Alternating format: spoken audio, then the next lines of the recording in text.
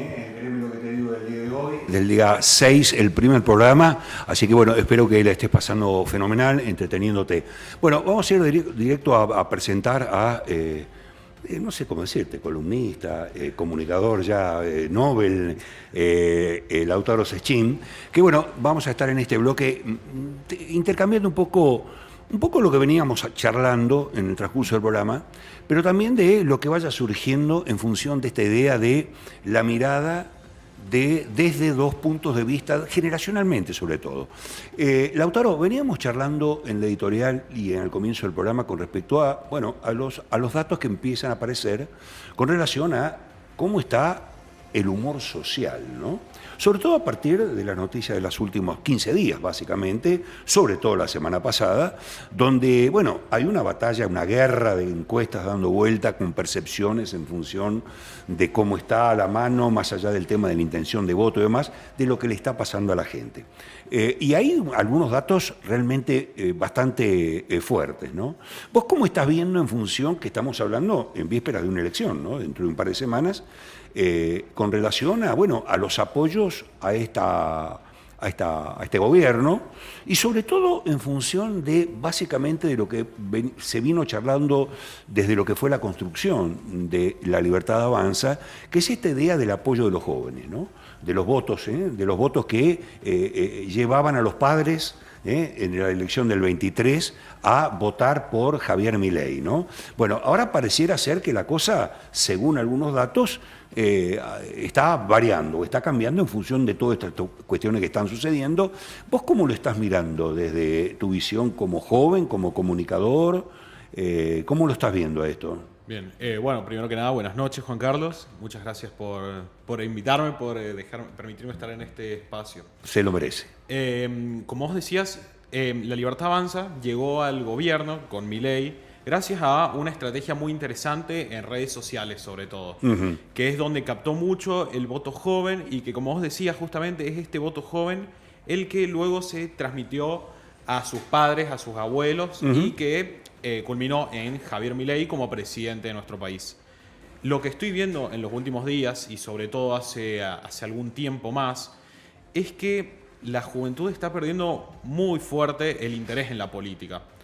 Porque existen muchas cosas, muchas cuestiones que se van alejando poco a poco de esta juventud, o la manera de comunicar no es la manera en la que los jóvenes reciben esta información. Y si me permitís, yo he estado averiguando, porque no me gusta hablar sin darte razones o sin... Al tonteo, digamos. Claro, vamos a ir concreto. Estuve preguntando, personas entre 18 y 19 años, ¿qué es lo que tiene la política? ¿Qué aspectos de la política es lo que no te interesa? ¿Qué es lo que te aleja de este interés de la política que es tan importante realmente? Porque sabemos, a partir de los 16 años las personas ya pueden votar, ya son aptas para votar.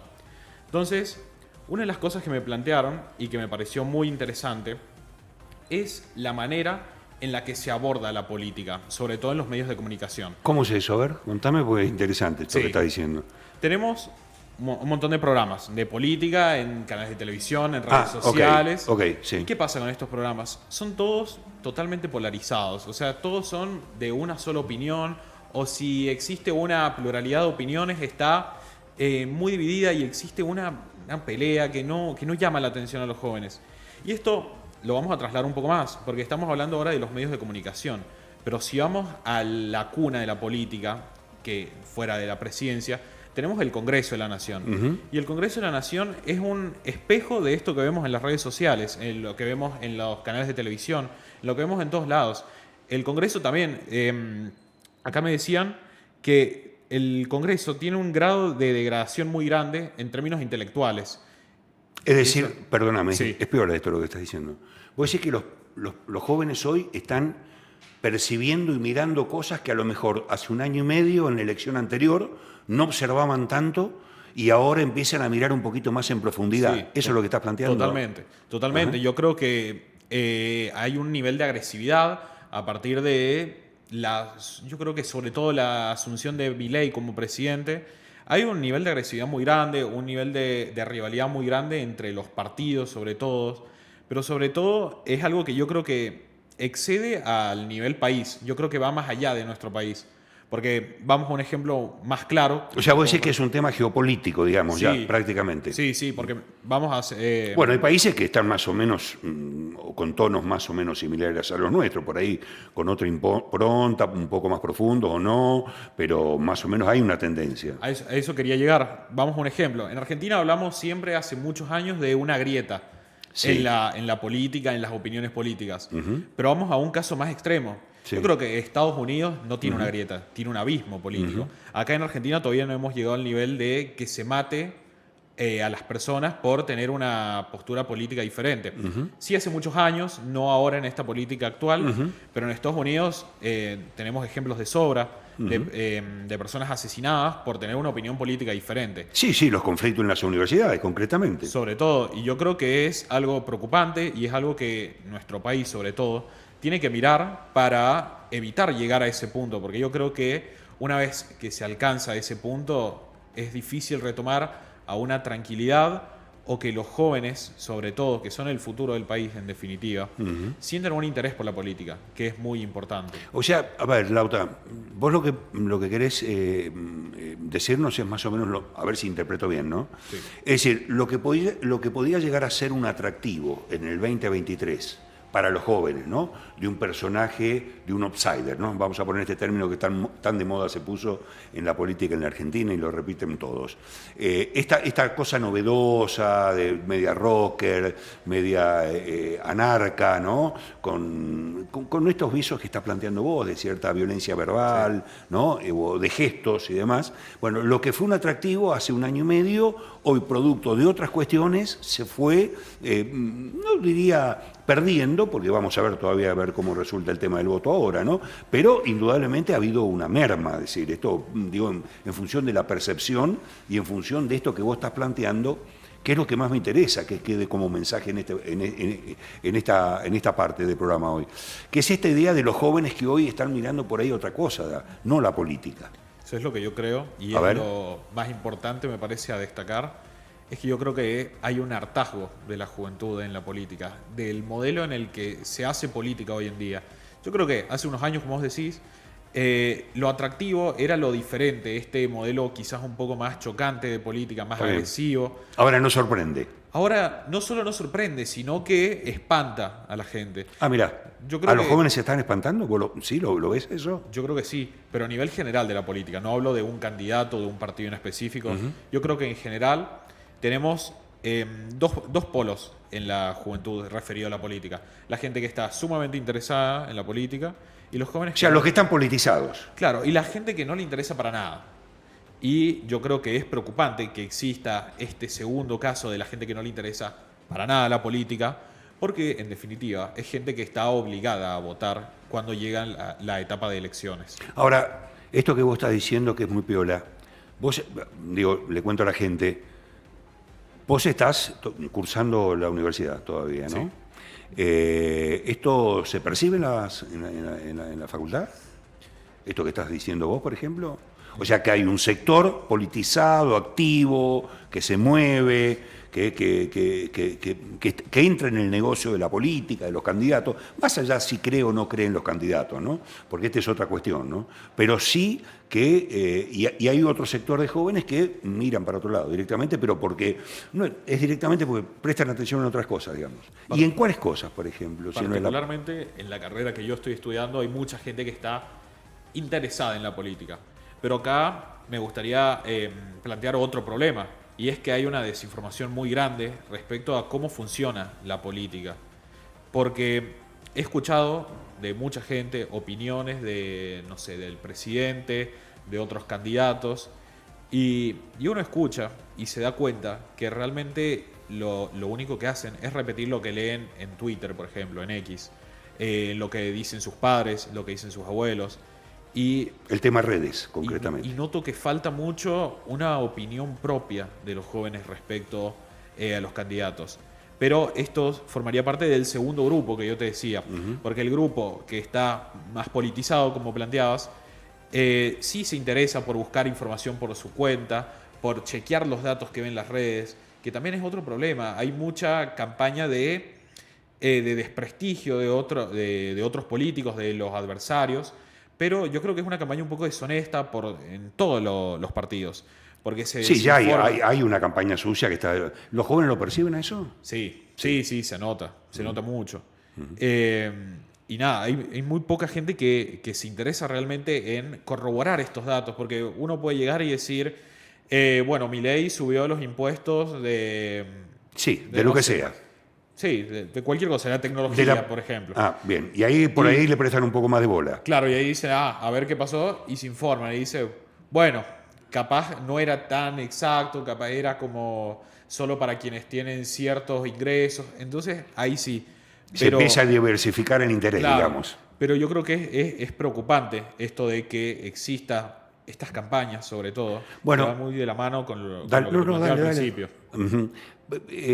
Hay algo que me interesa que acabas de plantear. Yo, desde mi punto de vista, que te llevo bastante diferencia, digamos, de edad, hay toda una historia, además que vos estás estudiando algo, digamos, paralelo al tema, que no tiene nada que ver con la comunicación, pero está, de alguna manera, que es esta idea de los medios informateando, digamos, ¿no? Esta recarga, esto es lo que acaba de decir, la saturación de la información y de la desinformación. Sí. Porque también hay toda una estructura y una maquinaria que funciona en la desinformación, digamos. ¿Esto se percibe, esto se ve, digamos, en la realidad de los jóvenes, lo charlan, se dan cuenta, digo, en el lenguaje de redes, por ejemplo? Vos cazás el teléfono y te das cuenta cuando, esto es pescado podrido, o mirá, esto es un invento, o no, mirá, esto tomaron una puntita y han armado todo un cuadro. Como por ejemplo, a ver, este caso de lo que desde la semana pasada se está hablando, el tema del caso de las chicas, del crimen de las 3 jóvenes, ¿no? Con respecto al tema relacionados con el tema del narcotráfico, prostitución, etcétera, etcétera, etcétera, ¿no? Es decir, hay tanto alrededor de eso, la noticia impacta tanto que todos los tanques apuntan por ese lado, digamos, ¿no? Sí. ¿Se puede distinguir eso? ¿Los jóvenes lo distinguen a eso? Yo creo que lamentablemente son muy pocos los que se dan cuenta de cuando una noticia o una información es real, y cuando una noticia se está desviando o polarizando. Eso es grave. ¿Cómo? Eso es grave. Es grave. Sí, realmente yo creo que es grave, y por eso te decía que lamentablemente es muy poca la gente que se da cuenta. O sea, esto, perdóname, Lauta, esto tiene que ver con, por ejemplo, los antecedentes de un político, digamos, ¿no? O sea, vos lo ves, comprás la figura, la cara, mediatizada, que bueno, pero atrás no se sabe, no tiene la menor idea de quién es, qué hay atrás de ese candidato, absolutamente, digamos, no hay información. Eso va de la mano con la actualidad de la política, porque actualmente podemos destacar algunos partidos, por ejemplo, Libertad Avanza, sí, o Fuerza Patria, sí, pero yo creo que la gente que va a ir a votar en estas elecciones no va a ir a votar tanto al candidato en específico. La marca. Claro, yo lo que veo y lo que escucho es que la gente va a ir a votar más, por ejemplo, al candidato de Milei, al candidato de Cristina, pero no tanto a la persona en específico a la que realmente están votando. Y yo creo que es preocupante. O sea que lo que vos estás diciendo es muy repiola.